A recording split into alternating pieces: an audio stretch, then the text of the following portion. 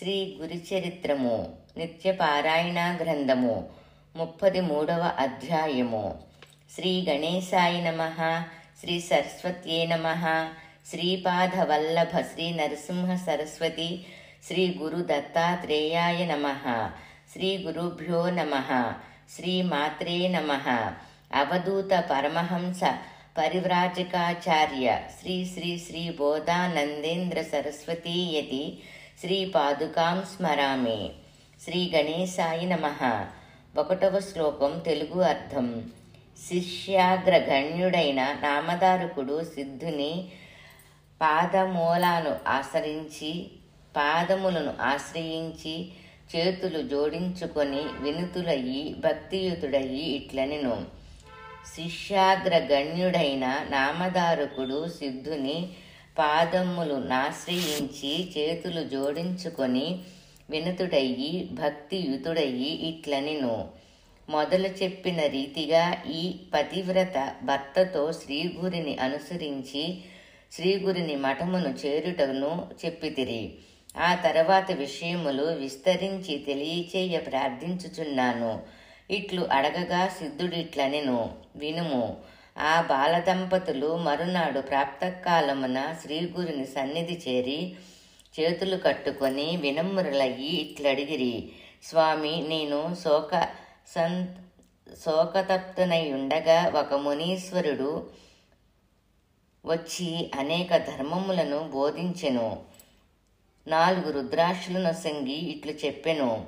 2 చెవులకును ఒక్కొక్కటి మెడకు 2 రుద్రాక్షలు, 2 రుద్రాక్షలు కంఠమునకు కట్టి తదుపరి దహన కార్యము యథావిధిగా నడుపుము అనెను. ఇతను ఇంకను ఆ యతి రుద్రసూక్తముచే ద్విజులు శ్రీగురిని పాదాభిషేకమును చేయుదురు. నీవా పాదతీర్థమును కొని తెచ్చి ఆ తీర్థముతో శవము యొక్క సర్వాంగములు తుడువుము, ప్రోక్షణ చేయుము. శ్రీ నరసింహ సరస్వతి అని పిలువబడు శ్రీగురిని తప్పక దర్శింపుము అనెను అని తెలిపి ఆ సాధువు వెడిలిపోయిను. రుద్రాక్షలు అటులనే ఉన్నవి. వారి కంఠమున 2ను చెవులయందు 2ను కట్టబడి ఉన్నవి.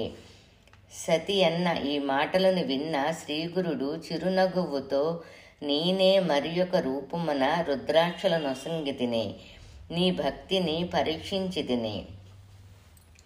రుద్రాక్షలకు అనుపమానమైన శక్తి కలదు.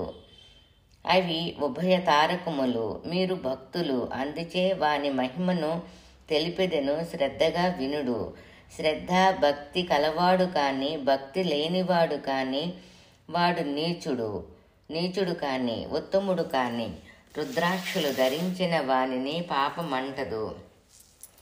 శ్రద్ధ భక్తి కలవాడు కాని భక్తి లేనివాడు కాని వాడు నీచుడు కాని ఉత్తముడు కాని రుద్రాక్షలు ధరించిన వాని పాపము అంటదు.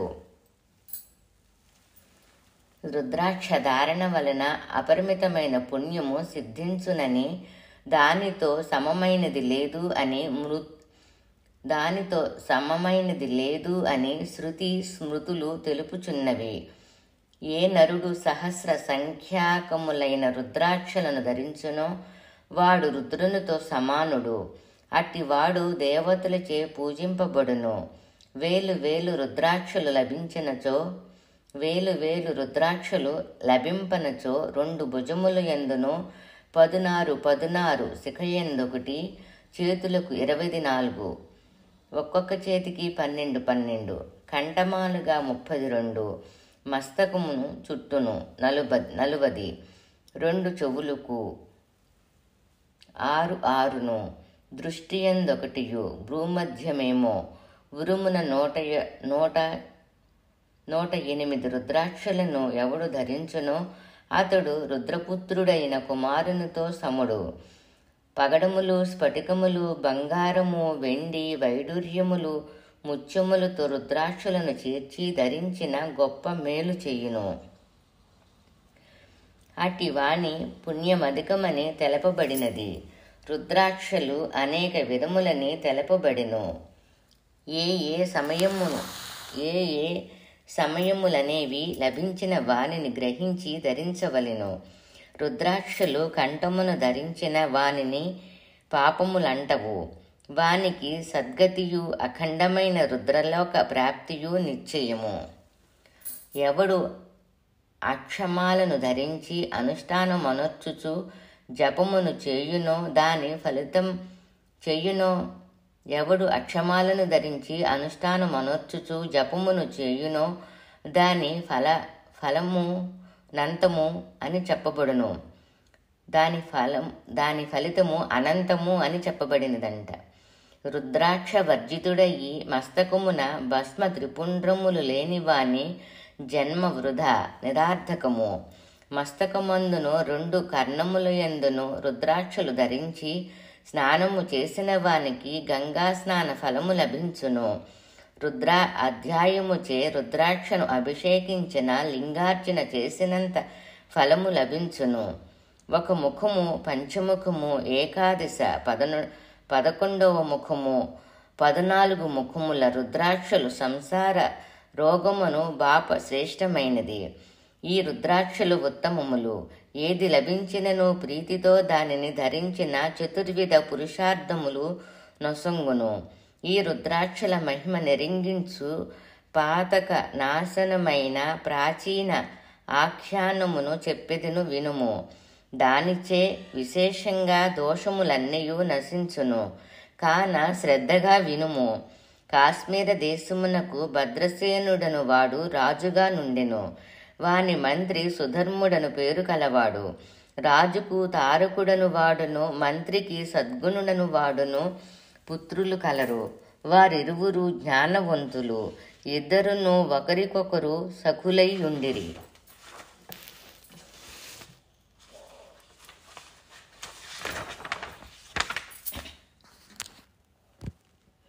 30వ శ్లోకం. వారిరువురు సమాన వయస్కులు. క్రీడలందు విద్యాభ్యాసములందు ఇరువురు కలిసియే చేయుచుండిరి. శయన భోజనాదుల యందును వారు ఒకరిపై ఒకరు ప్రేమ కలిగి కలిసియే యుండిరి. వారిరువును మహాజ్ఞానులయ్యి శంకరుని అర్చించుట యందు అభిలాష కలవారైరి. సర్వాంగముల యందు రుద్రాక్షలనే ధరించి భస్మముచో త్రిపుండ తిలకాదులను సర్వాకాలముల యందు తాల్చుచుండిరి. వారు సర్వాభరణములు రత్నములు ఇనప ముక్కతో సమానముగా చూచెడువారు. రుద్రాక్షమానులు తప్ప వారు ఇతర భూషణములు స్వీకరింపరైరి. తల్లిదండ్రులు బంధువులు ఇతరములైన ఆభరణము నొసంగిన వానిని లోహ సమానముగా నెంచి నేలపై పడివేయుచుండిరి. ఇట్లుండ ఒక దినమున సాక్షాత్తు బ్రహ్మరూపి అయిన పరాశర మహర్షి ఆ రాజు గృహమునకు వచ్చెను. వచ్చిన పరాశర మహర్షిని గాంచి ఆ రాజు కరములు జోడించి నమస్కరించి పాద్యము అర్ఘ్యము మొదలగు ఉపచారములు నా ఋషిని భక్తితో పూజించెను. ఆ ఋషిని సింహాసనాసీను చేసి నానావిధ స్తోత్రములచే స్తుతించి ఆనందాశ్రువులతో నిండిన కన్నులతో ఆ మునికి సాష్టాంగ నమస్కారమునర్చెను.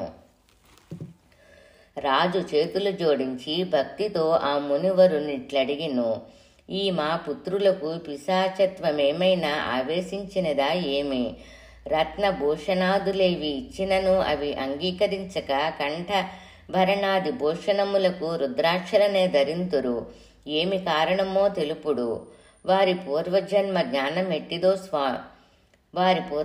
జ్ఞానమెట్టిదో స్వామి, మా మాటలను లక్ష్య పెట్టుకున్నారు.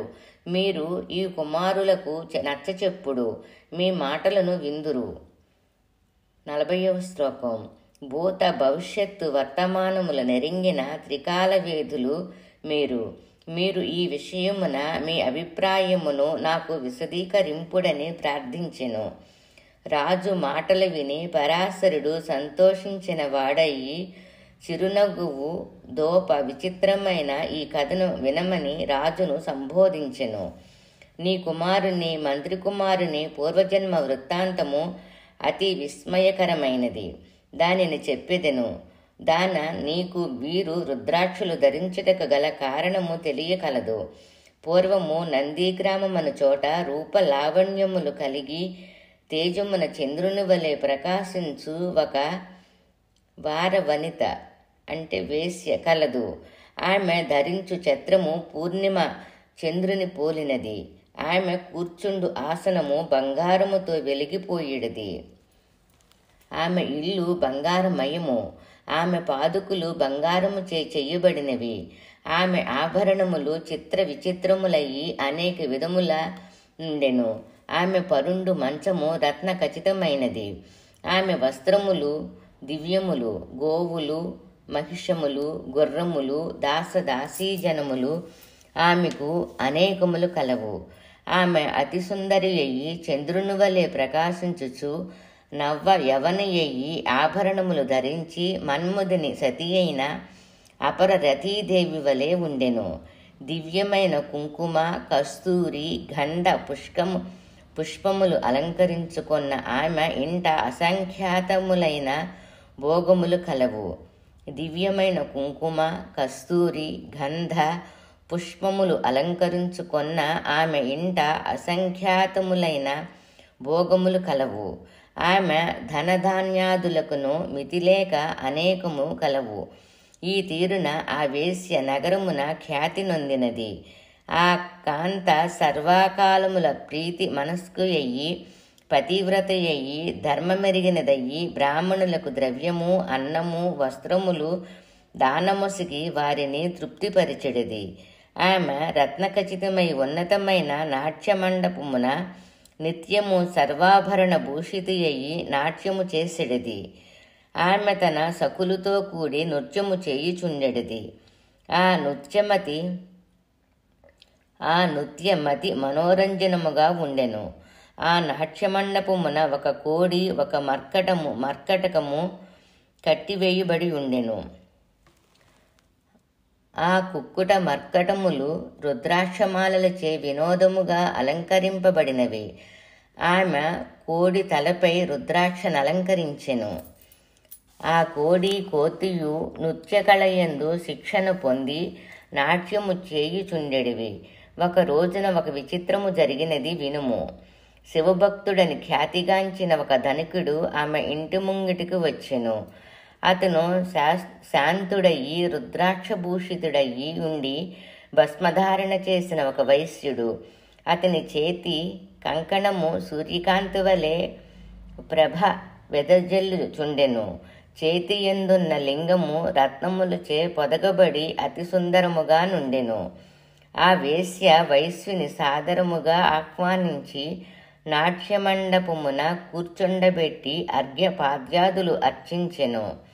అతని చేతి యందున్న రత్నఖచితమైన కంకణమును లింగమును చూచి వాని తేజమునకు విస్మయమంది దానిని తన మనుమును కాక్షించెను. అట్లు విస్మయమందిన ఆ వేశ్య సృహ తెచ్చుకొని తన సఖితో ఇట్లనెను, ఆ వస్తువు తేజోమయమైనది, దానిని నా మనసు కోరుచున్నది. వైశ్యుని అడుగుము, దానికి మూల్యము రతియందు అతనికి 3 దినములు అతని భారీగా పతివ్రతనయ్యి సేవింతును. అతను ధనమే కోరిన 1,00,000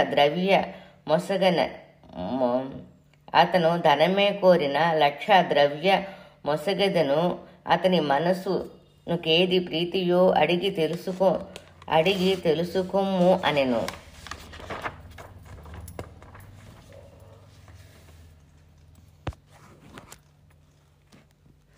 వైశ్యుని ఆ విషయం అడగా అతడు నవ్వుతూ ఇట్లనెను, మీ వారవనిత పతివ్రతయని విఖ్యాతిగాంచినది. ఆమె దృఢవ్రతి అయ్యి నాకు 3 దినములు భారీగా సంతసింపచేసిన ఈ ఆభరణమునిచ్చెదను. అటులనేయని సమ్మతింప ఆ వేశ్యతో వైశ్యుడు మరలా మీకు వ్యభచరించుటే ధర్మము, మీ వాక్కు నిజమనుట ఎట్లు? ధర్మమెక్కడ, మీరెక్కడ?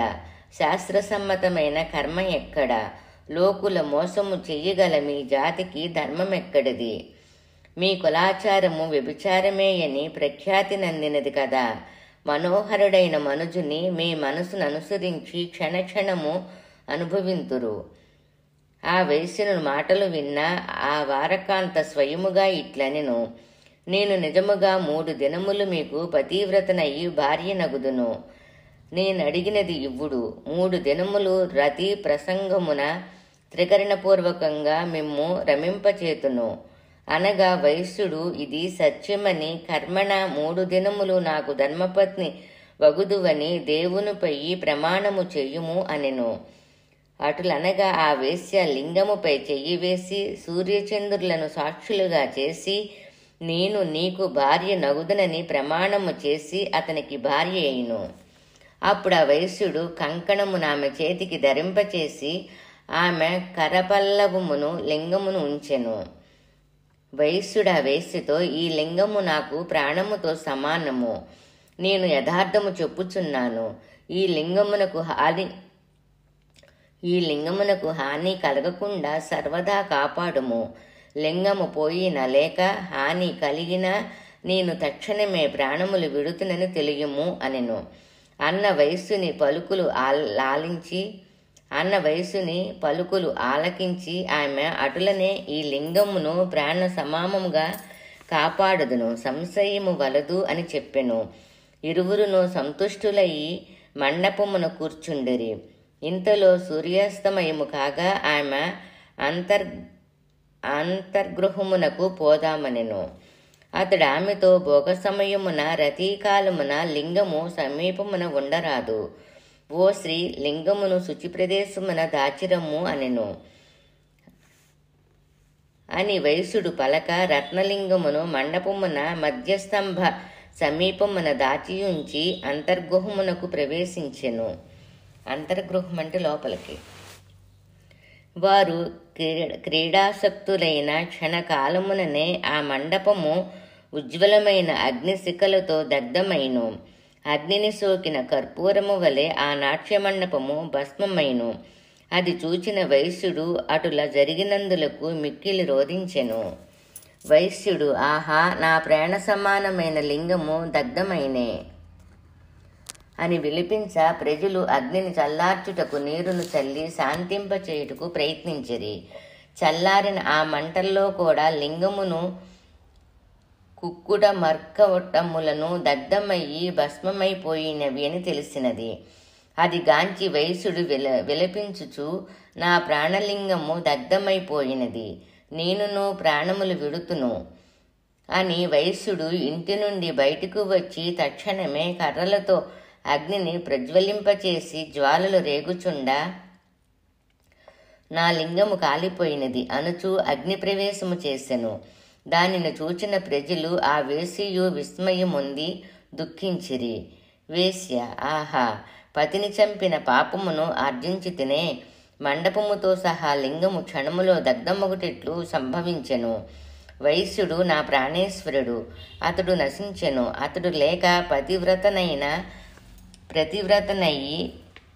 ప్రతివ్రతనైనా నేనొక క్షణమైనా నుండజాలను అని నిశ్చయించి విప్రులను రావించి యథావిధిగా భూషణ వస్త్రములు దానముసిగి దాచిపెట్టిన ధనమంతయు దానమునర్చి ద్విజులకు దీపదానమునర్చి చందనపు కర్రలచే పేర్చించిన అగ్నిని ప్రజ్వలింపచేసి తన సోదర బంధువులను చూచి నమస్కరించి, నేను సతీధర్మమును అనుసరించి నా భర్తను అనుసరించుచున్నాను, అనుజ్ఞయుండు అని ప్రార్థించెను.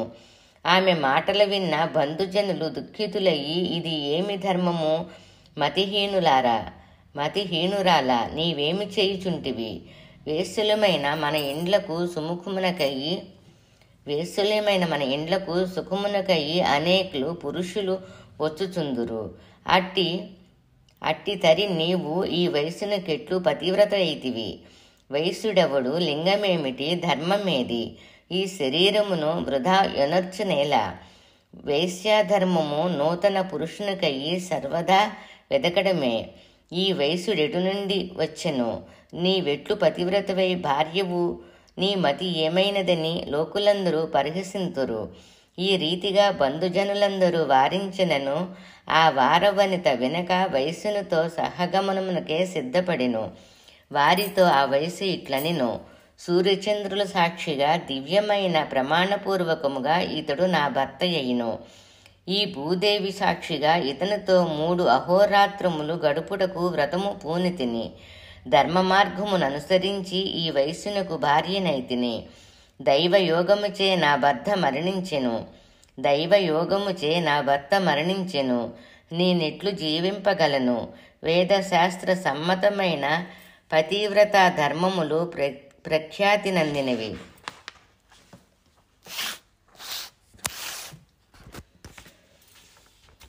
99వ శ్లోకం. ప్రీతితో పతిని అనుగమించిన సతి ఆమె యాత్రలో ప్రతి పదమును అశ్వమేధ యాగపూర్ణ ఫలమును పొందుటలో సంశయము లేదు. అట్టి స్త్రీ తన తల్లిదండ్రుల సంబంధుల 21 తరముల వారిని, భర్తపరమైన 21 తరముల వారిని వెంటనిడుకొని స్వర్గమును కేగును. అనుగ మనము చేయు స్త్రీ ఈ 21 తరముల ఎందెవరైనా నరకమునయున్న అట్టివారిని కూడా చేరదీసి స్వర్గమునకు తీసుకొని పోవునని స్మృతివచనము. సహగమనమున ఇంతటి పుణ్యము కలదు. జీవించి ఏమి లాభము? సంసారము సారహీనమైనది, దుఃఖభాజనము. ఎప్పుడైనా మరణము రాక తప్పదు. అందులకే మేము ప్రార్థించి తిని అని అగ్నిని సమీపించి ఆ సతి సంతోషముగా అగ్నికి నమస్కరించి సర్వేశ్వరుని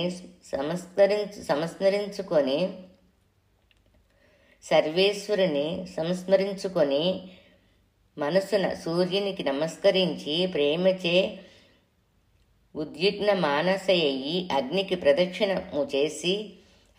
ప్రదక్షిణము చేసి బ్రాహ్మణులకు నమస్కరించి అగ్ని సమీపమును చేరి అగ్నియందు తన దేహమును అగ్నికి సమర్పించెను.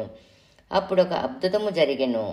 పంచముఖముల వాడు, నాగ యజ్ఞోపవితములు ధరించిన వాడు అయిన సదాశివుడు తన 10 చేతుల యందు పానపాత్రము, త్రిశూల, ఢమరకాదులు ధరించి అగ్ని మధ్యము నుండి వెలువడెను. నందిని ఎక్కి వచ్చిన ఆ సదాశివుడు జటాధారి, భస్మలిప్తుడు. తన చేతులతో ఆ స్వామి ఆ వేశ్యను లేవనెత్తెను. అంత కుండమున అగ్ని శాంతించెను. భక్తవత్సలుడైన ఆ జగన్నాథుడు, ఆ భువుడు, ఈశ్వరుడు ఆమె భక్తికి ప్రసన్నుడైను. ఆ హోమకేశుడు ఆ వేశ్యను లేవనెత్తి తన కరములతో పట్టుకొని ఇట్లనెను: వేశ్య, నేను ప్రసన్నుడనైతిని, కావలసిన వరము కోరుకొమ్ము. నీ ధర్మనిరతిని ధైర్యమును పరీక్షింప ఈశ్వరుడనైన నేను వైశ్యరూపమున నీ ఇంటికి వచ్చి తిని. నేనే ఆ వైశ్యుడను, లింగమును నేనే. నా మాయిచే కల్పించబడిన అగ్నిచే నాట్యమండపము లింగముతో సహా దగ్ధమైను. నీ మనోధైర్యమును చూచితిని, నీ అగ్ని ప్రవేశమును చూచితిని. నీవు చేసిన వ్రతము సత్యము, నీవే పతివ్రతవు. నేను నీ భక్తికి సంతసించి తిని. కావలసిన వరము కోరుము. దీర్ఘాయుష్యు, శ్రేయస్సు, ఆరోగ్యము ఏదిష్టమో అది ఇచ్చెదను. శివుడు ఇట్లన ఆ వేశ్య స్వర్గ మధ్య పాతాళాదులందలి సుఖములు ఎంద ఇచ్చి లేదు. నాకు అలాంటి కోరిక లేదు అంటున్నారు. అహంకారపూరిత భోగములు నరకముతో సమానము. నీ పాద భుజముల చెంత 9 నెయ్యి పడియుండ నిచ్చగింతును. నీ పాదాల దగ్గర 9లాగా ఉండిపోవాలని అంటుందన్నమాట. నేను నా బంధువర్గము మీ సన్నిధిలోనే ఉందుము. నా దాసి జనమందరితో మమ్ము స్వర్గమునకు తీసుకొని పొమ్ము. పశుపతి సర్వేశ, మీ సన్నిధి యందుండదము. స్వామి, మమ్మీ సంసార యాతన నుండి త్వరగా విముక్తులను చెయ్యము. పునర్జన్మ లేని స్థితిని ప్రసాదించుడు అనెను. ఆమె మాటలు విని ఈశ్వరుడు ప్రసన్నుడయ్యి వారి భవబంధములు త్రెంచివేచి వారిని స్వర్గలోకమును చేర్చెను. ఆ నాట్యమండపమున కోతి, కోడియు రుద్రాక్షలచే అలంకరింపబడి దగ్ధమైను కదా. రాజా వినుము. ఆ కోతి జన్మను వదిలి పుణ్యవశమున నీ గర్భమున జన్మించెను. కోడి మంత్రి కుమారుడుగా పుట్టెను. రుద్రాక్షలను ధరించి ఉండి నందునన్నే వారు నీచ జన్మ వదిలి రాజజన్మనెత్తిరి. పూర్వ సంస్కార జ్ఞానముచే జ్ఞానవంతులయ్యి ఈశ్వరుని భక్తులైరి, సంశయము లేదు. పూర్వజన్మమున అజ్ఞానమున తెలియకున్నను రుద్రాక్షులు ధరించిరి. ఆ పుణ్య ప్రభావముచే ఇప్పుడు మీ కుమారులైనారు. ఇప్పుడు పూర్వజన్మ సంస్కారము వలన కలిగిన జ్ఞానముచే వారిరువురు రుద్రాక్షులను ధరించుచున్నారు. రుద్రాక్షులు ధరించు వారి పుణ్యమునకు మితిలేదు. శ్రీగురుడ దంపతులతో చెప్పుచున్నాడు. పరాశరముని ఆ రాజునకు వారి కుమారుల పూర్వజన్మ చరిత్రము నీ రీతిగా తెలియచేసెను. ఈ కథ విని ఆ ముని ఎదుట చేతులు జోడించి నమస్కరించి ఆ పరాశర మహామునితో వినయాన్వితుడయ్యి ఇట్లనెను. సిద్ధుడా, కథను నామధారకునకు విశదముగా తెలిపెను. ముందు చెప్పబోవు అపూర్వమైన కథను సావధానుడువయ్యి విను అనెను. ఇది గంగాధర సుతుడు సరస్వతి అను పేరు గలవాడు చెప్పిన శ్రీ గురు చరిత్రములోనిది. దీనిని వినుడు భక్తులు త్రివర్గ అంటే ధర్మ అర్థ కామ సహితముగా మోక్షమును కూడా పొందెదరు. ఇది శ్రీ సిద్ధనామధారక సంవాద రూపేణ శ్రీ సరస్వత్యాఖ్య గంగాధరాత్మజ విరచిత శ్రీ నరసింహ సరస్వత్యపాఖ్యాన సంహిత మహారాష్ట్ర భాషాన్విత గురుచరిత్ర సమానార్థయాం శ్రీ వాసుదేవానంద సరస్వతీయతి విరచితాయాం శ్రీ గురు సహితాయాం శ్రీ గురు దత్తాత్రేయార్పణమస్తు. శ్రీ గురుభ్యో నమః. శ్రీమాత్రే నమః. అవధూత పరమహంస పరివ్రాజకాచార్య శ్రీ శ్రీ శ్రీ బోధానంద సరస్వతీయతి శ్రీపాదుకాం నమామి. దిగంబరా దిగంబరా శ్రీపాదవల్లభ దిగంబరా. ఓం సాయి తత్సత్. 33వ అధ్యాయము పారాయణ ఫలితము. నీచస్థితి నుండి ఉత్తమ జన్మ ప్రాప్తి. భగవద్ అనుగ్రహము ప్రాప్తి కలుగును. శ్రీ దత్తాత్రేయార్పణమస్తు.